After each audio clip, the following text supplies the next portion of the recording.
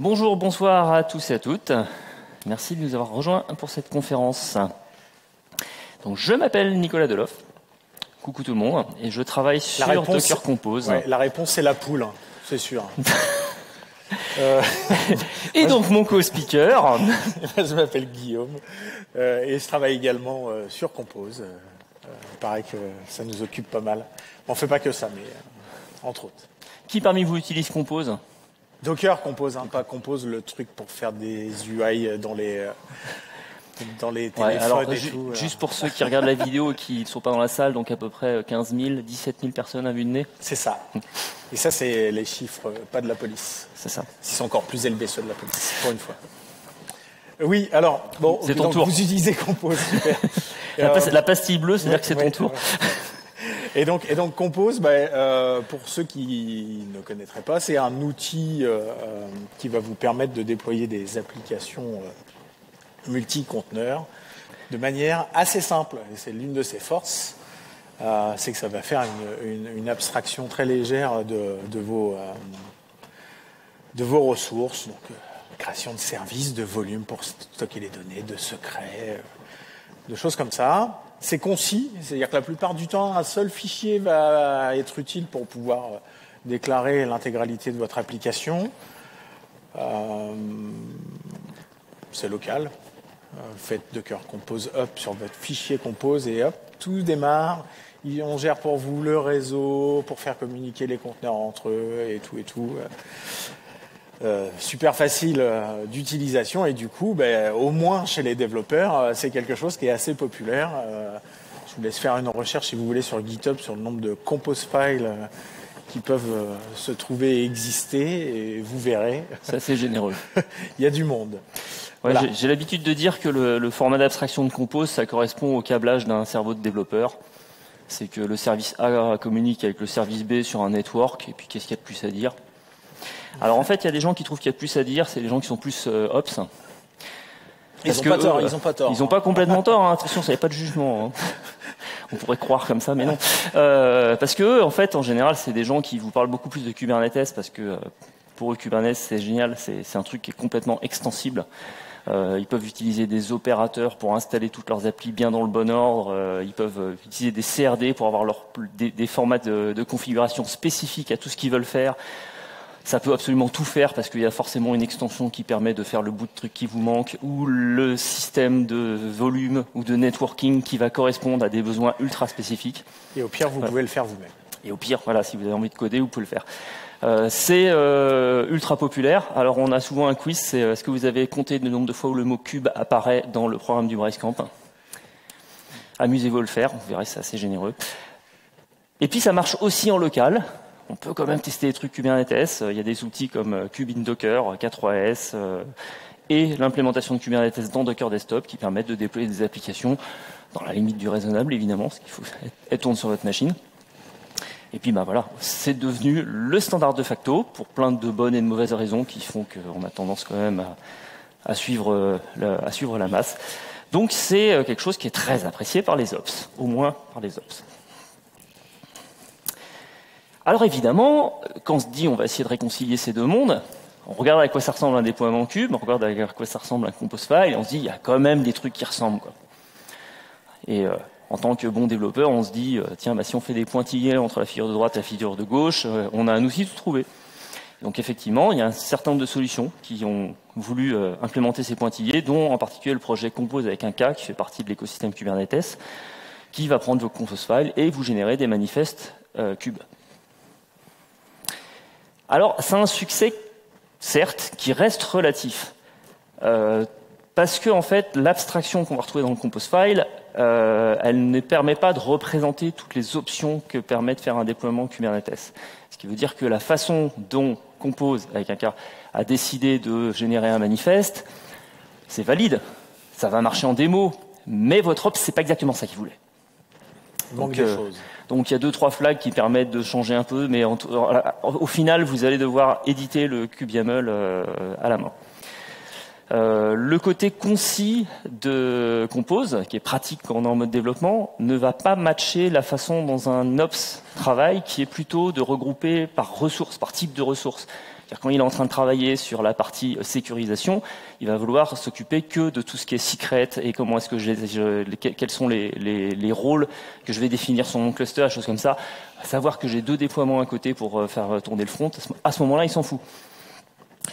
Le côté ça marche en local, les ops ça les fait bien marrer. Évidemment tous les environnements sont différents, donc il faut être capable de générer des kubeyaml légèrement différents. Et puis notre objectif à nous, c'est que tout le monde soit gentil, ami et qu'on aille danser tout nu dans les prés. Donc on veut réconcilier ces gens-là. Alors on a déjà essayé. Oui, parce qu'il y a un succès relatif de ce côté-là, mais nous, Docker, on a essayé avant. On n'a pas réussi. On a fait Compose en Kubernetes. Est-ce qu'il y en a parmi vous qui en ont entendu parler? Il y en a qui ont déjà ou utilisé même. Ouais. Ok. C'était donc une Custom Resource Definition qui tournait dans votre cluster et à qui vous passiez votre Compose file et qui vous générait, et qui vous déployait en fait des ressources dans votre cube, dans votre cluster. Bon, ça l'a déployé de la manière dont nous, on avait décidé que ça le déployait, qui était sûrement pas celle que vous ou vos ops avez envie de voir, quoi. Donc, ça a commencé par ouais, mais nous en fait notre réseau il est mappé comme ça. Et puis nous en fait on utilise plutôt ça. Et puis nous côté secret et vous imaginez la combinatoire qui commence à exploser en termes d'issue, de cas à gérer et tout. Alors, ça remplit pas la fonction. Quand tu dis ça, moi ça me rappelle un truc, tu vois, c'est quand j'ai bossé sur l'intégration Compose vers ECS. Donc ça, en gros. Ce qui s'est passé, c'est qu'on s'est mis autour de la table avec Amazon. On a fait la même chose avec Microsoft sur ACI. Et on a dit, alors, vous connaissez super bien le format Compose. Nous, derrière, on a des choses qui pourraient être utilisées. CloudFormation, par exemple. Et comment est-ce qu'on peut faire pour que vous génériez nos formats un peu plus proches de la production pour que ça arrive... et qu'on puisse le déployer facilement sur les clusters ACS et ACI. Donc on a bossé, on a fait, ça a commencé à prendre et tout. Et on a eu plein d'issues. Oui. Oui, alors moi, mes security groups, je les génère comme ça, machin. Alors oui, par contre, on a déjà un load balancer et comme ça coûte un bras, on aimerait bien le réutiliser, mais par contre, il faudrait rajouter une route pour... Voilà. Donc on avait l'option d'avoir 2692 flags ou bien de déprécier. On a déprécié. Alors pourquoi ça marche pas ces solutions? Parce que, comme le dit le professeur Raoult, spécialiste en variants, il y a autant de variants de Kubernetes qu'il y a d'utilisateurs de Kubernetes. C'est-à-dire que non, on ne peut pas. Il n'y a pas une seule solution qui, même si elle est extrêmement élégante, va correspondre aux utilisations pratiques de chaque utilisateur de Kube. Et puis nous, on est joueurs. Voilà. Donc on a dit on va recommencer pour la 3e fois. Mais alors on est des joueurs malins. C'est-à-dire on va tenir compte des erreurs du passé.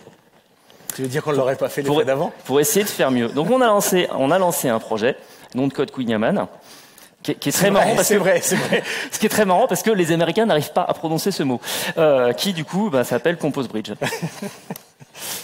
Et donc, avant de commencer ce truc-là, on a dit il faut faire une solution qui soit flexible, c'est-à-dire que ce qui va être transcrit du Compose file vers le modèle Kubernetes soit personnalisable, qu'on puisse l'étendre, donc partir de quelque chose déjà existant et étendre cette chose, voire même complètement remplaçable.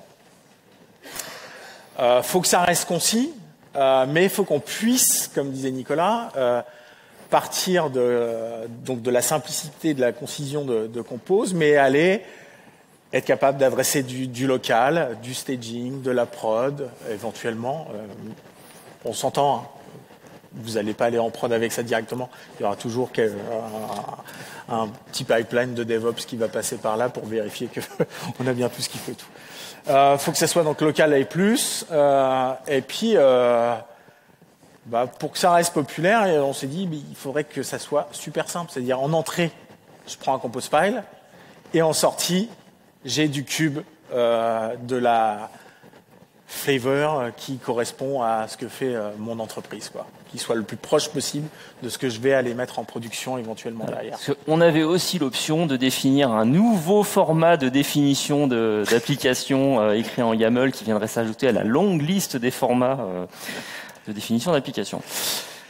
Alors comment ça marche? Comment ça marche? Une bonne question. Donc en gros... Mais dis-moi Jamy, comment ça marche? On va utiliser ce qu'on appelle des transformers. Et ces transformers, ça va être des images Docker, simples, qui utilisent tous la même interface vue précédemment. En entrée, le compose file, en sortie, tout ou partie de ce que vous allez vouloir utiliser dans votre configuration cube. Donc on peut imaginer avoir un transformer qui prend le compose file en entrée, qui va s'occuper de faire la définition des services, des déploiements, des secrets et des config maps, et avoir un deuxième transformer qui s'applique sur le même compose file et qui va s'occuper de gérer toute la partie ingress, patch, customize, et donc venir aller mettre des bouts plus spécifiques. Voilà, donc avoir une partie un peu générique, produite une première fois, et après avoir d'autres transformers qui viennent appliquer d'autres choses. Donc vous pouvez imaginer avoir un transformer qui s'occupe d'aller mettre votre configuration ICS qui va bien sans que ça touche à la partie que vous allez déployer localement, par exemple. Démo? Ouais, c'est mieux en fait. Vous allez comprendre. Alors, ça c'est notre application web de démo. Tu peux la lancer avec un Docker Compose Up? On a une super appli web, elle est trop belle. Une API, une base de données. Allez, hop. Alors ouais, pendant que Nicolas fait la démo, cette appli, il y a donc API, un front, une base de données, ça utilise des secrets et des volumes. D'accord? Donc c'est pas trop simple, c'est pas trop compliqué non plus, et elle génère des avatars. Et on peut changer les avatars. Quand tu refresh, ça va en générer un nouveau. Truc de dingue, quoi.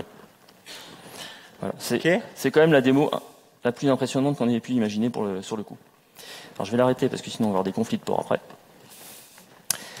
Et donc, parmi les choses intéressantes qu'on va voir là-dedans, c'est le fait qu'on ait un health check, qu'on partage un secret, qu'on ait un volume pour les données, qu'on a du depend zone entre des services. Oui, là, on a pu voir, si vous avez regardé les logs, on voyait déjà démarrer la base de données avant que les autres services démarrent. On a 2 networks pour qu'on puisse accéder au serveur web, mais pas à l'API, enfin voilà, ce genre de choses. Comment est-ce qu'on va réussir à reproduire ça côté cube? Alors, il y a l'option à la main. Ou sinon, on pourrait utiliser un outil qu'on appellerait Compose Bridge, avec une commande qu'on va appeler convert, puisque ça convertit. Ouais. Parce qu'on est super créatif. Et ça génère plein de trucs. Allez, montre-moi ce que tu as généré. Alors attends, pour l'instant, je vais déjà le déployer. CubeYAML, non. CubeYAML, je la connais pas. Non, c'est nouveau. L'écosystème Kubernetes, c'est impressionnant. Il y a des trucs nouveaux tout le temps. Donc je vais lui demander de déployer. Et alors là, je triche parce que je sais où c'est. J'ai un out. Non, c'est pas dans slash out. Non, c'est pas dans slash out. Effectivement, ça marche beaucoup moins bien. J'ai un overlay. On va reparler juste après pour Docker Desktop. Et donc là. Ah oui, je ne mets pas le apply. Ah oui, non mais voilà, il est nul en démo celui-là. Quoi? Non, c'est pas un F, c'est un overlay. Alors, TL, apply, K pour les customize. Il change les flags tout le temps aussi, alors forcément, voilà. Donc il fait des trucs. Dites-lui oui pour lui faire plaisir. Ouais, non mais ta gueule. Qu'est-ce qu'on a généré? Oui, qu'est-ce qu'on a généré? Alors déjà, vous voyez qu'effectivement, par rapport à un compose file qui est pas ridicule, mais qui est pas non plus gigantesque, on a généré quand même pas mal de choses. On a d'une part, j'ai réduit ça dans un petit coin. Hop, voilà. On a déjà généré un namespace pour que tout soit regroupé dans le même coin. Et tu peux montrer un déploiement, ouais. On a un déploiement pour le déploiement de la partie API, dans lequel on voit qu'on a a priori un seul réplica. Bon, des choses assez standards en termes de comportement cube. On a mis des labels parce que on a mis des labels. Et je vois qu'il y a un label pour le network, par exemple. Ah bon, pas tout. C'est qu'effectivement, c'est là qu'effectivement on va être capable de gérer la façon dont on veut assurer l'isolation. Alors, puisqu'on en parle, figure-toi qu'on a un network private et puis là on a un private network qui est une network policy qui va nous permettre d'implémenter ce concept qu'on a dans Compose de dire on crée un network public et un network privé parce que le modèle de networking de Docker c'est de créer des virtual switch, des bridge network en fait pour ce besoin-là. Alors que dans Cube, il y a un gros network pour tout le monde et il y a des contrôleurs qui disent toi tu as le droit de parler à toi et donc du coup la traduction se fait de manière différente. Le concept top level qu'on a dans Compose, c'est juste de dire, vous l'avez vu tout à l'heure, j'ai un network internal et l'autre, il est public. Enfin, on l'a appelé public, il n'y a pas de contrainte particulière. Donc du coup, effectivement, on génère ça sous forme de policy. Et puis on a des services, parce qu'on a un port 5735. D'ailleurs, on va aller voir notre application, voir si elle tourne toujours. Oui. Ouais, attends, parce que elle tourne dans Cube là. Ça se trouve. Montre-moi dans Docker Desktop, t'as bien des, ou dans CanFS là, que t'as bien des. Alors dans CanFS, il me demande des de trucs faire qui tournent. Il me demande de faire des trucs, lui. Déjà, t'as j'ai un namespace avatar dans lequel j'ai effectivement des trucs qui tournent. Ouais, bon, ok, je vais peut-être te croire. J'ai une appli web qui a un seul truc qui tourne et qui fait tourner du vite. On est content. Qu'est-ce que je peux voir? Je peux voir les services. Donc effectivement, j'ai un truc sur localhost qui s'expose en 5735. C'est ce que j'ai demandé en fait. Et part. Non, mais c'est bien, voilà. ça fonctionne. Bravo, super. Tu vois, des fois je ne mens pas. ça peut arriver. Donc voilà, on a déployé des trucs et en fait dans toute cette partie-là, en fait cette partie base, c'est toutes les choses pour lesquelles c'est pas spécialement polémique de comment on traduit un compose en cube. C'est-à-dire l'accès à un il est où le volume claim private network. Oui, typiquement l'accès à un secret, on a pris secret et on l'a encodé pour qu'il soit injecté en forme d'un secret cube.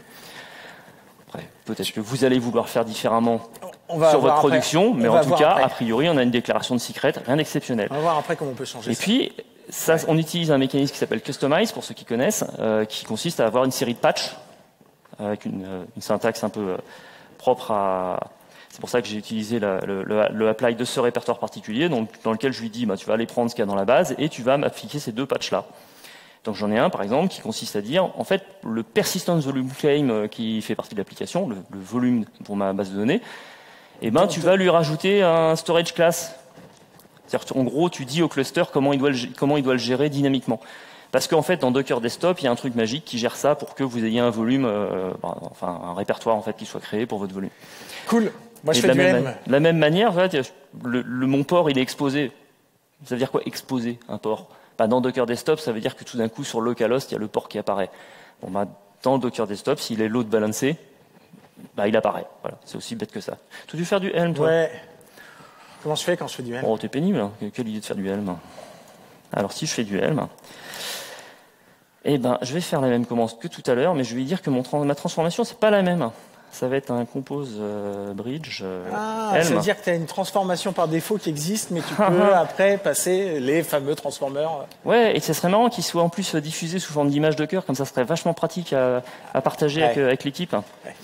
Donc là, effectivement, mon out, il contient... un chart, ouais, ok. Il contient un chart, des values, on retrouve les images de mon compose file. Vas-y, montre-moi ce que ça donne dans les templates, là, sur un des services. Alors si je vais dans un déploiement de service, le déploiement du web, tu vois, j'ai mon namespace qui est un paramètre.